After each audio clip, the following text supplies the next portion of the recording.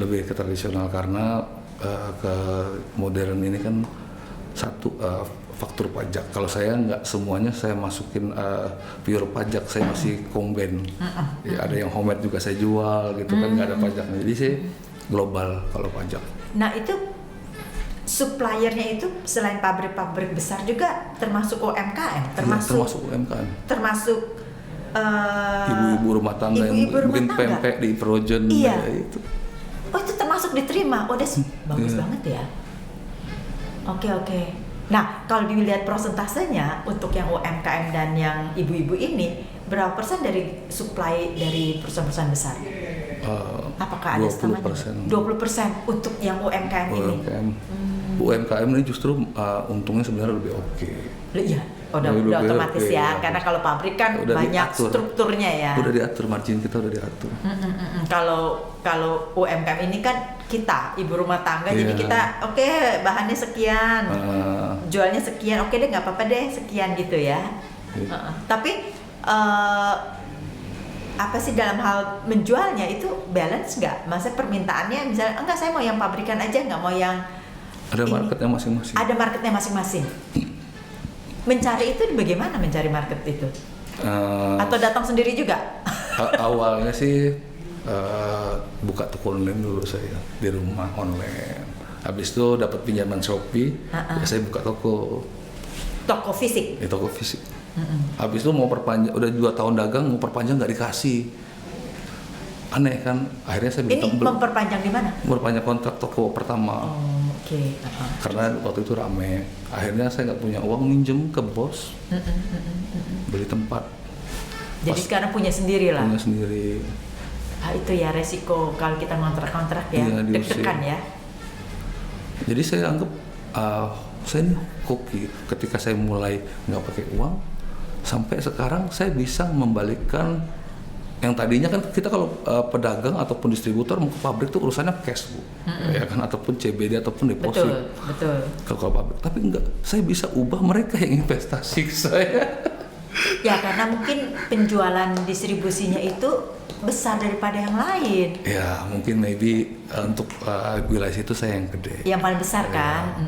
Ya karena saya kan nggak tahu apa dan siapa nih setelah ini aja ya. Seru soalnya untuk nguliknya. Ngulik lagi udah kayak lagu. Nguliknya. Jadi berarti dengan kata lain apa ya?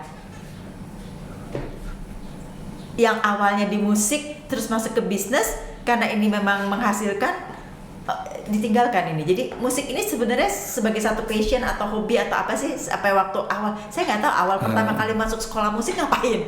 Ya hobi gaya hidup, nongkrong gitu kan. Tapi semenjak kuliah, semenjak masalah itu sebenarnya saya udah lupain musik. Nggak, tapi kan waktu zaman itu udah tahu bahwa musik itu bisa menghasilkan, bisa menghidupi. Enggak, tapi tetap sekolah. Iya, sekolah. Ikut-ikutan berarti enggak? Tapi saya belajar mencari jati diri. Dulu saya drummer kan.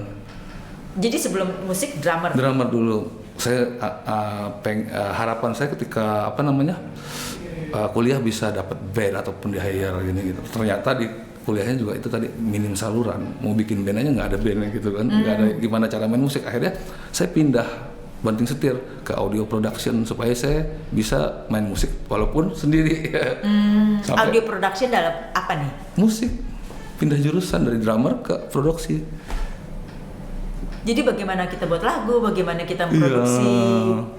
Sampai saya aja lah yang nyanyi daripada saya ngajak orang. Jadi main drum sendiri, nyanyi sendiri, sendiri gitu ya.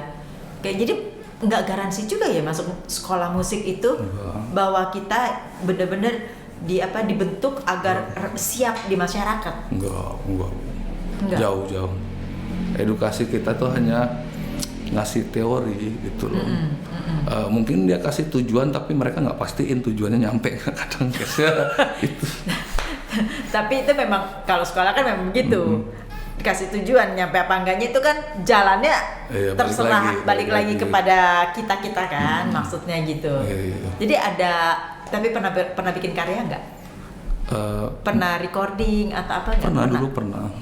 Itu pada saat sekolah dulu? Sekolah dulu. Berarti not bad dong ya? Enggak. Pada saat sekolah itu? Sebenarnya kalau untuk ngasilinnya mungkin nggak gede sih, ada manggung di kecil-kecil. Cuman kalau untuk biaya hidup ya nggak nutup juga. Kalau misalnya tidak ada kejadian itu ya, apakah sampai dengan sekarang ini malah jadi musisi? Kalau saya bilang dulu mungkin musibah ya, tapi saya nggak pernah menyesal karena satu hal. Dulu ketika saya masuk itu saya benar-benar dilupakan dari dunia luar. Jadi saya belajar mengenal Tuhan. Di dalam? Di dalam. Saya belajar mengenal Tuhan dan mungkin Tuhan kasih buka pintu hati saya ini untuk bisa cepat mengenal keadaan. Saya tuh orang yang memang paling cepat menguasai keadaan. Jadi saya kenal keadaan. Ketika saya nyerang siapapun di keadaan dalam status apa dia, orang nggak berani. Karena saya udah tahu jawabannya pasti saya ini bukan ngomongin ngejelekin, tapi saya pengen buktiin kebenaran gitu. Tapi kan tetap berpikiran ada risiko kan dengan hal seperti saya nggak takut lagi, karena saya orang hoki. Saya bilang tadi, kalau saya bermasalah sama siapa, menurut saya pasti naik. Karena kita membuktikan kebenaran. Karena kita berbicara soal kebenaran, dan nggak usah takut kalau kita berbicara kebenaran gitu ya. Maksud intinya itu kan. Oke. Ini sudah berapa lama berjalan dengan setiap kali kita memberikan komentar dalam hal kebenaran ini? Udah berjalan setengah tahun. Dalam setengah tahun ini orang di bulan pertama sama kedua tuh saya kesulitan uang. Saya pikir saya tuh mau bangkrut waktu itu, tapi saya nggak peduli. Saya pakai uang orang, saya bagi-bagi waktu itu. Udah pusing saya kan. Saya ini orang hoki, saya mulai bisnis nggak pakai uang. Saya yakin saya nggak bakal jatuh walaupun nggak ada uang. Jadi setelah bulan ketiga, baru mungkin Tuhan ngasih jalan buat saya. Satu persatu semua owner, semua bos itu datang saya nemuin saya. Jadi berarti dengan kata lain, apa yang dilakukan sekarang ini itu baru berjalan setengah tahunan ini ya? Baru setengah tahunan ini. Makanya saya mati-matian bikin konten, bikin musik. Sebenarnya saya pengen bicara keberuntungan, nggak lebih. Melalui musik? Ya, atau melalui apa nih? Musik ini kan salah satu bidang bisnis yang nggak bisa kita monopoli. Betul. Film bisa kita monopoli. Film masih bisa. Bisa ya? Bisa. Kita bikin film, kita bikin karakter. Mungkin laku-laku aja kalau kita kuat promosi. Tapi kalau musik kan mau kita kuat promosi, kalau nggak ada hokinya nggak bisa. Iya, nggak nyangkut. Kalau kita bilang bikin konten nggak FYP. Iya. Jadi saya kepikiran, saya sempat bermasalah nih. Saya boleh tunjukin satu video? Boleh. Satu video yang memang merubah perkataan saya ini yang terjadi gitu di kehidupan saya sekarang. Waktu itu kuliah tahun berapa? Kuliah musik? 2010. 2010 ya.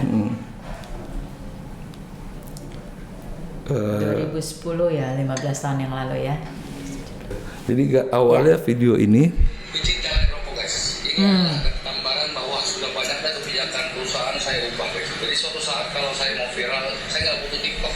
Tapi TikTok akan menyebarkan berita kebenaran saya. Dalam video singkat ini saya akan menjelaskan makna daripada simbol daripada produk dan kenapa presiden itu digadang-gadangkan menjadi simbol negara. Artinya adalah kebijakannya yang telah berubah atau menjadikan negara berkembang lebih maju lagi. Makanya butuh simbol. Tapi untuk produk kamu nggak butuh simbol guys. Ataupun perusahaan brand Indomie nggak butuh simbol. Mereka butuh produknya dilihat guys oleh banyak orang. Ini mahal nilainya guys. Ini brand yang bermasalah sama saya itu. Saya tidak pernah ingin memusuhi Adil Mak, tapi saya harap kebijakanmu tidak merugikan dalam bisnis. Jadi ini masuk ini di sini yang di pertama. Itu belum video itu belum saya masukin ke TikTok. Jadi ini kalau petunjuk modern ini apa? Kegelisahan apa yang sehingga memasukkan ke petunjuk modern? Bukan kegelisahan, saya tuh pengen buktiin kebenaran. Bukan buktiin. ingin berbicara soal kebenaran mungkin ya. Keberuntungan. Bicara keberuntungan. Keberuntungan. Hoki. Belum ada kan konten yang bicara hoki? Nggak ada. Jadi bagaimana? Bagaimana berbicara soal keberuntungan, karena tidak semua orang kan beruntung. Apakah dengan kita mendengarkan kontennya Malvin di Petunjuk Modern bahwa kita akan beruntung? Beruntung itu kita nggak tahu, Bu ya. Setahu saya tuh beruntung itu seperti apa saya juga nggak tahu. Tapi kadang hal yang terjadi ini udah saya omongin. Kayak gini kan saya bilang ini adalah gambaran bahwa sudah banyak kebijakan perusahaan saya ubah. Saya lanjut lagi ke video yang nggak ada di sini ya? Di sini, yang di sini ada. Yang di itu. Petunjuk Modern ada. Jadi video itu saya buat ngelecehin perusahaan lain. Kalian itu dalam hubungan bebas metode betul nggak, rugi nggak? Jadi sepak terjangnya masih jauh ya. Kalau mau ngatur-ngatur saya belajar dulu, ya kan? Sekolah dulu yang tinggi biar kita seperti retail, makan, macam. Ini ceritanya pabrik ngasih aturan baru gara-gara manajemen baru. Jadi sekarang itu udah 90% birokrasi itu yang masalah cash diskon itu peraturan anak SD udah saya coret ya kan? Ini kan dia ngeluarin aturannya begini. Kebijakan perusahaan kalian itu. Saya coret. Banyak terus banget itu. Dia berubah kan, kebijakannya jadi berubah.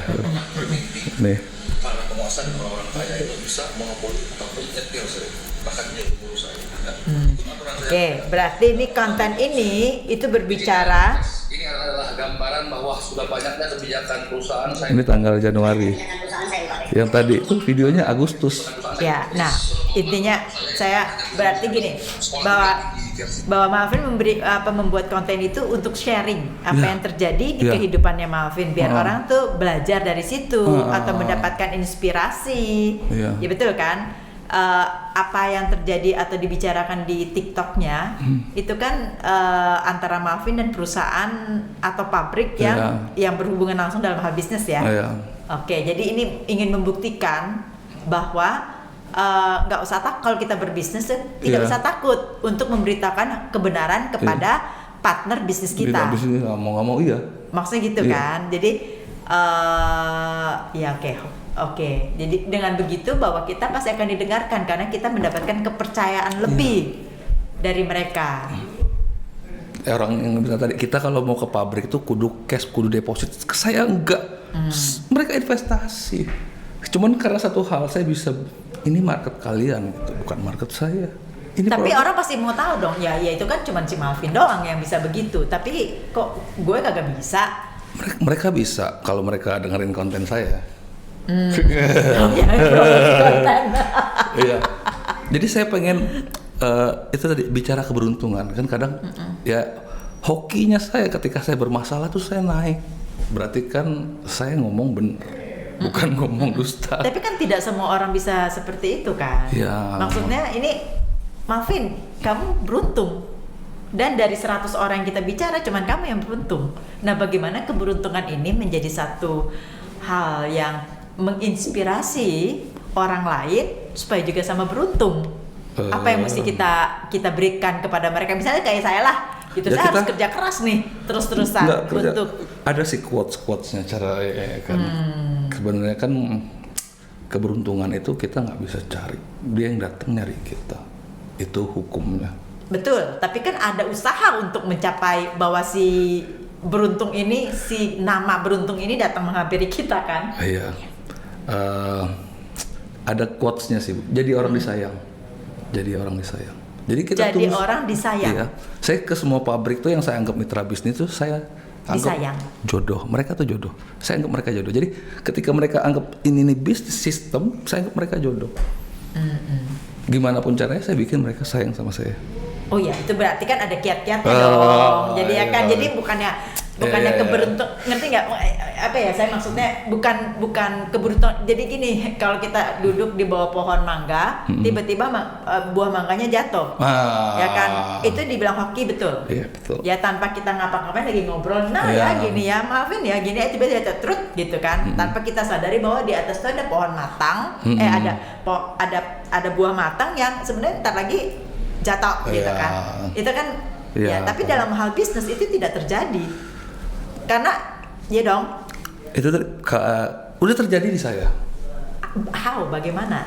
Tidak. Maksudnya gini, tidak. Orang lain Kalau pagi-pagi selalu dimulai kenapa sama saya skincare. bilang saya menang sama Adilmart?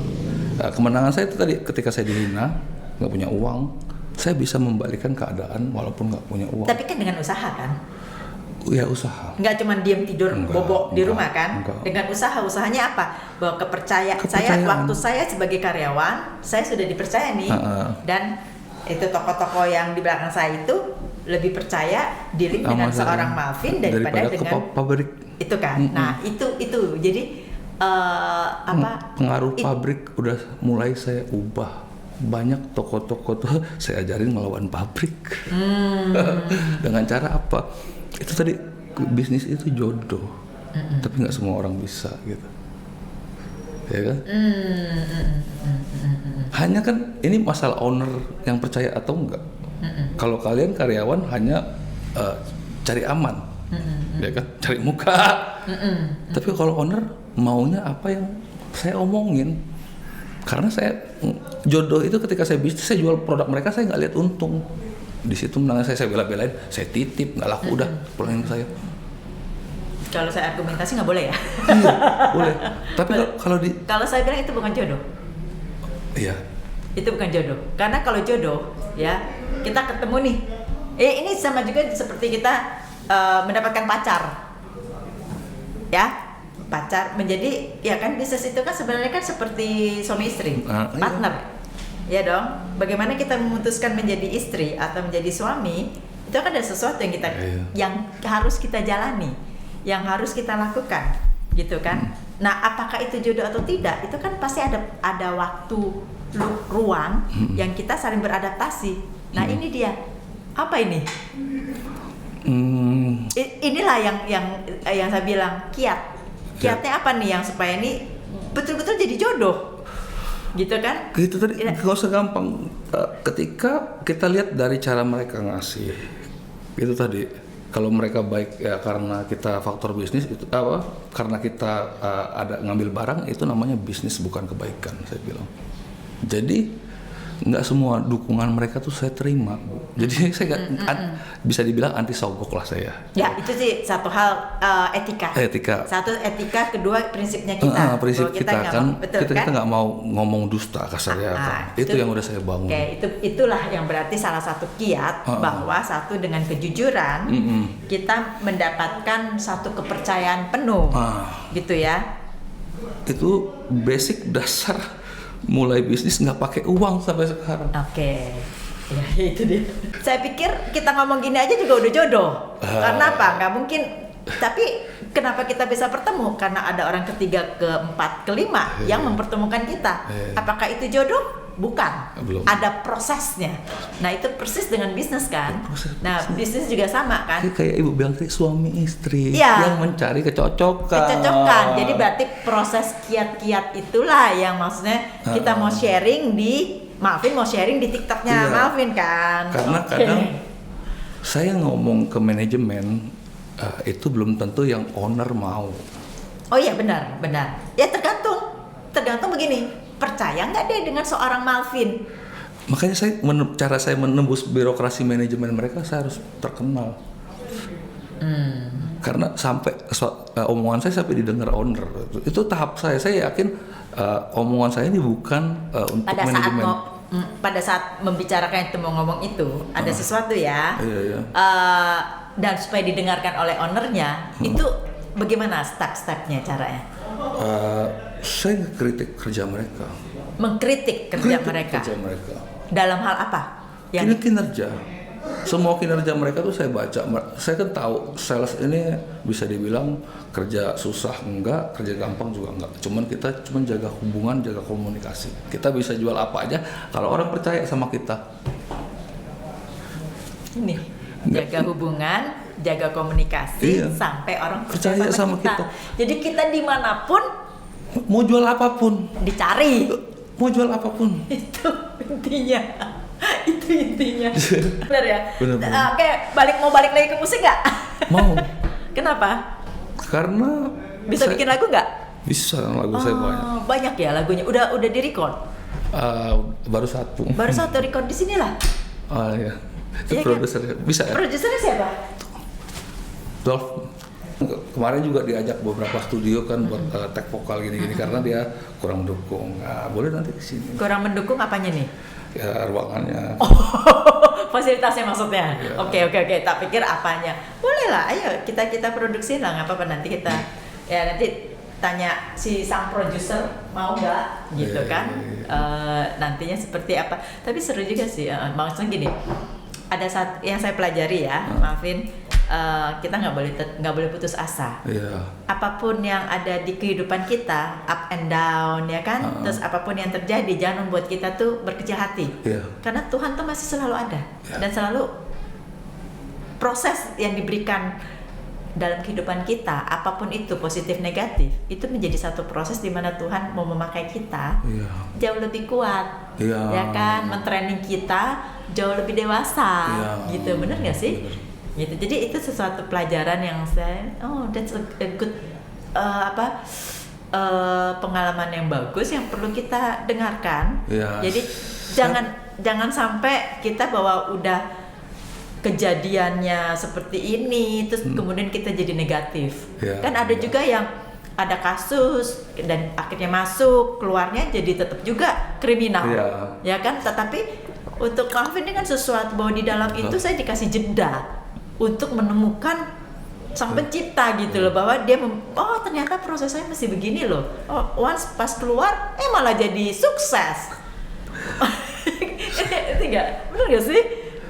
Kalau bila boleh dibilang, saya tuh udah menceritakan kesuksesan saya waktu di dalam penjara. Waktu di Dalam penjara. di mana? Sama teman-teman atau? Enggak, jadi saya bikin status aja di Facebook.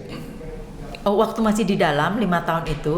Iya, Terus tahun bikin 2025 bikin status yang 2025 ini baru tahun ini loh. Iya, enggak 2015. Oh, 2015. Yang memang itu jadinya menggambarkan kehidupan saya, status saya itu yang terjadi sekarang. Nggak takut kalau orang akan bilang jangan jadi temannya Malvin atau malah mengintimidasi gitu, nggak takut? Enggak dong. Saya yakin berdiri kalau memang nggak cocok sama saya nanti diganti yang lebih bagus. Dan udah diganti. Terus nggak malu gitu bahwa aduh saya mantan gitu kan? Ada rasa itu nggak? Cover lagu saya tuh kan gambar orang lagi di penjara. Jadi nggak ada rasa seperti itu ya? Enggak, ini motivasi. Kalau suatu saat kalian jatuh, ya, kalian itu saya kan mulainya dari benar-benar minus, udah jatuh penjara, nggak ada yang percaya sama saya, ya kan. Baru pertama kerja di perusahaan, tadinya kuliah musik, ya kan. Jadi dan walaupun itu yang saya telat ya, hitungan saya telat, tapi saya mendapatkan kepercayaan bukan karena titel. Tapi memang karena Bekerja. kelakuan kita dan perkataan kita, komik kita, itu yang dinilai, bukan masa lalu. Ya orang nggak peduli sekarang. Oke, jadi kalau status yang dulu saya jadiin kisah hidup lagu ini, gitu case-nya. It's very inspiring. Hidup dimanapun kita harus punya mimpi. Ini kan permasyarakatan. Saya pernah gila. Jadi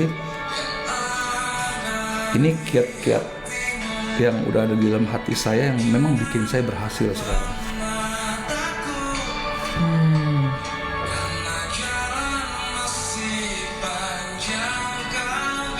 Ini kan status yang masa lalu.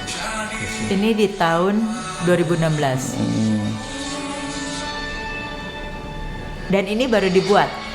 Baru saya buat, baru- saya capture lagi itu yang kejadian dalam hidup saya gitu. Mana ya?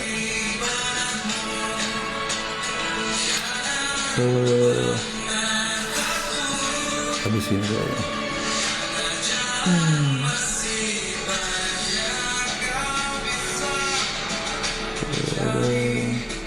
Oh ya, habis ini.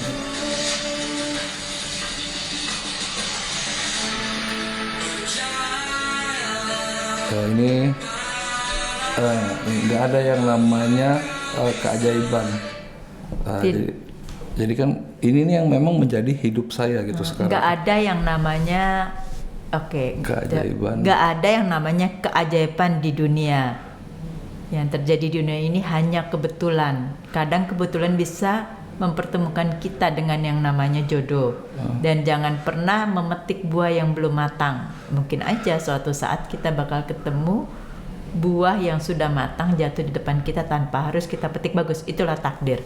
Nah itu terjadi dalam hidup saya. Saya bikin film aja. Yang bikin film sopo? Ngapain ini pengusaha? Iya loh. Ya kan short film gitu. Tapi itu inspirasi sekali. Iya.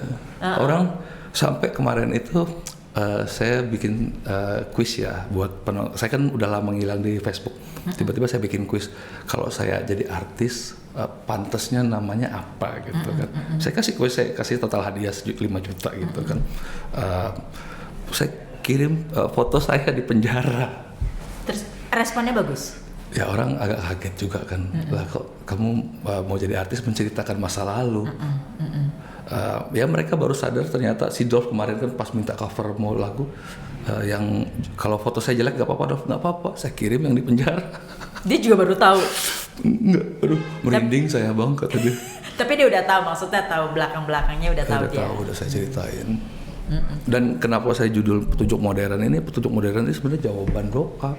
Ketika saya ngomong pasti itu yang akan dipercaya orang ujung-ujung ending bener. Jadi nggak usah takut ya, apapun yang terjadi kita di belakang jadilah itu pengalaman dan pembelajaran. Nah gimana kita ke depannya, marilah kita terus tetap dengan keterbukaan dan kejujurannya kita untuk menapaki masa depan. Wih, keren, lama-lama jadi judul nih.